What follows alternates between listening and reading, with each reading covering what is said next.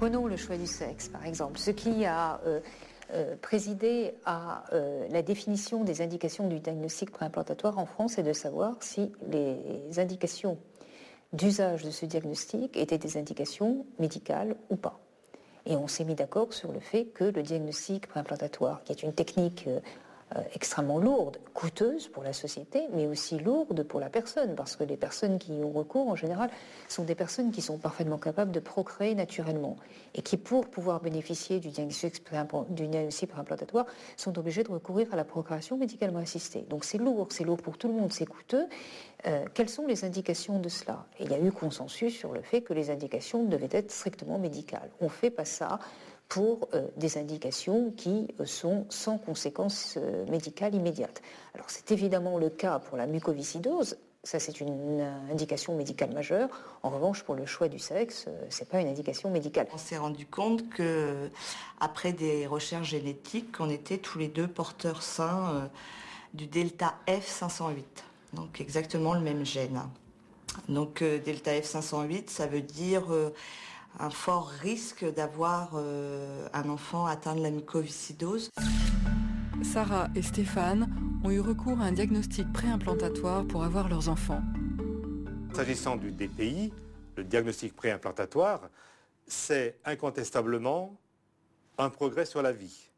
Et nous sommes, à l'AFM, très satisfaits que la législation française permette le recours au DPI. Ça permet à des couples très éprouvés, des couples qui vivent dans la souffrance, qui ont déjà mis au monde un enfant atteint d'une pathologie gravissime, qui est peut-être décédé, ça leur permet de pouvoir imaginer un nouveau projet parental avec une assistance médicale le permettant de ne pas retomber dans cette histoire de souffrance et de mort.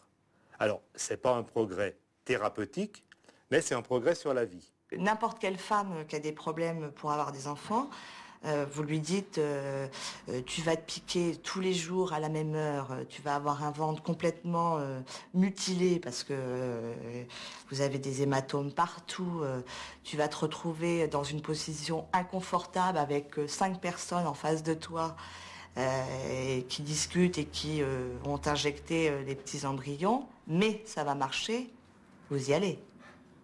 Vous y allez. Il ne faut pas croire que c'est un parcours simple, c'est un parcours compliqué, c'est un parcours de souffrance. Il y a des risques. Il y a évidemment des risques pour l'enfant à naître et il y a des risques pour la maman. Et ensuite, ça ne marche pas à tous les coups. Si j'étais né 20 ans plus tôt, et peut-être qu'il y a eu des couples qui ont vécu ça, ils n'ont pas eu d'enfant parce qu'ils étaient dans ce cas-là. Nous, c'est tombé donc en 2000, 2001, puisque les petits sont nés en 2001. On a eu la chance quelque part puisque ça s'est ouvert en France à ce moment-là.